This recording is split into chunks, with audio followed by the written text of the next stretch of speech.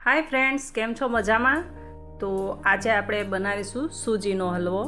એટલે કે જ્યારે ઘરમાં કોઈ પ્રસંગ એટલે કે કથા હોય, કીર્તન હોય, કોઈ વાસ્તુ પૂજા હોય ત્યારે આ પ્રસાદ બનાવવામાં આવે છે અને આને મહાપ્રસાદ કહેવામાં આવે છે। તો ચાલો આપણે આ સૂજીનો હલવો બનાવવા માટે અહીંયા 100 ગ્રામ 150 ગ્રામ આશરે ઘી લીધું છે, જે દેશી ઘી છે, અને 200 ગ્રામ આપણે રવો લઈ લઈશું, જે બારીક રવો આવે છે એ લઈ લેશું અને આ ઘીની અંદર એ રવાને આપણે શેકી લઈશું। આ રીતે ઘી એડ કરી અને ગેસ સ્ટોવ પર આપણે થોડું ગરમ કરી લઈશું। ઘી ગરમ થાય એટલે રવો 200 ગ્રામ રવો આમાં એડ કરી દઈશું ને એકદમ લો ફ્લેમ પર આને ધીમે ધીમે ચલાવતા શેકતા રહીશું। આ રવાને મતલબ કે આ સૂજીને એકદમ લો ટેમ્પરેચર પર આપણે શેકી લેવાનો છે, કારણ કે લો ટેમ્પરેચર પર રાખીશું તો આ રવાનો કલર એકદમ વ્હાઈટ થશે। જોઈ શકો છો બિલકુલ આ રીતે ધીમે ધીમે આ રવાને શેકતા રહીશું, જ્યાં સુધી શેકાઈ ન જાય ત્યાં રીતે આ જ પ્રોસેસથી આપણે ધીમે ધીમે ચલાવતા રહીશું। હવે ઘરમાં કોઈ શુભ પ્રસંગ હોય એટલે કે કોઈ કથા, કીર્તન, વાસ્તુ પૂજા, કંઈ પણ એવો નાનો મોટો શુભ પ્રસંગ હોય ત્યારે આપણે આ પ્રસાદને બનાવતા હોઈએ છીએ। અને કોઈ ગેસ્ટ આવે ત્યારે ઘણીવાર એવું બનતું હોય છે કે અચાનક કોઈ ગેસ્ટની એન્ટ્રી થતી હોય છે, ત્યારે અર્જન્ટમાં જ્યારે દાળ ભાત શાક પૂરી બનાવવામાં આવે છે અને સાથે સ્વીટ નથી હોતું ત્યારે તમે સ્વીટ તરીકે આ જમાડી શકો। એટલે કે ફટાફટ આ હલવો બની જાય છે। તો સૂજીનો હલવો બનાવી પણ શકો ફટાફટ, અને કોઈ ગેસ્ટની ડીશમાં સર્વ પણ થઈ જાય, તો એકદમ ઇઝી રીતે આપણે આ બનાવી શકીએ।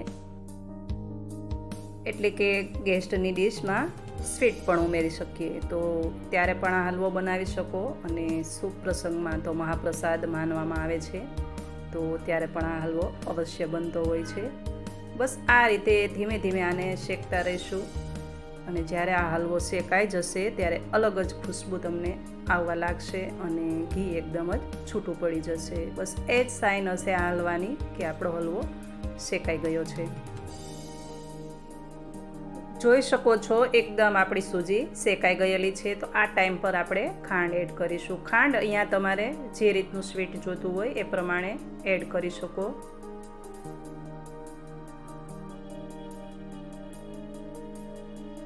અડધો કે પોણો લીટર અહીંયા મેં દૂધ એડ કર્યું છે, તેને પણ થોડું હુંફાળું ગરમ કરીને લીધેલું છે। બસ હવે આ મિશ્રણને એકદમ ચલાવતા રહીશું। એકદમ ફટાફટ બની જાય છે સૂજીનો હલવો। બસ આ રીતે થોડું એવું ચલાવશો કે તરત જ ઘાટું થવા લાગશે, પેનને છોડવા લાગે એટલે આપણો આ હલવો એકદમ રેડી છે। મિત્રો, અહીંયા સૂજીનો હલવો તો લગભગ બધા જ બનાવતા હોય છે, ડિફરન્ટ થોડો હોય છે। ડિફરન્ટમાં તો એ હોય છે કે કોઈ પાણી એડ કરે છે તો કોઈ દૂધ એડ કરે છે, બાકી તો બધી ઇન્ગ્રેડિયન્ટ્સ બરાબર જ મળે છે। તો તૈયાર છે આપણો આ સૂજીનો હલવો, અને મહાપ્રસાદ પણ કહી શકો। શુભ પ્રસંગમાં, કથા, કીર્તન, વાસ્તુમાં પણ બનાવી શકો। તમે પણ બનાવતા જ હશો। તમે કઈ રીતે બનાવો છો એ મને જરૂરથી જણાવજો। તો એક ડીશમાં આપણે પેન આઉટ કરી લઈએ અને ઉપરથી થોડું કિસમિસ અને કાજુના ટુકડા એડ કરી અને આપણે આને સજાવી લઈએ। મિત્રો, આ સૂજીનો હલવો તો તૈયાર જ છે, પણ જ્યારે આમાં તુલસીનું પત્તું એટલે કે તુલસીનું પત્તું તમે જ્યારે મૂકો છો ત્યારે આ મહાપ્રસાદ બનીને તૈયાર થાય છે।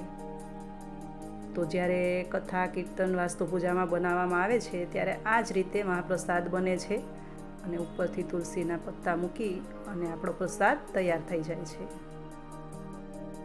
તો કેવી લાગી મિત્રો આ સિમ્પલ મહાપ્રસાદની રેસીપી? જરૂરથી જણાવજો। મારી આ ચેનલને સબસ્ક્રાઈબ કરજો, મારા વિડીયો જોતા રહેજો। ફરી મળીશું એક નવી રેસીપી સાથે, ત્યાં સુધી આવજો। Thank you for watching.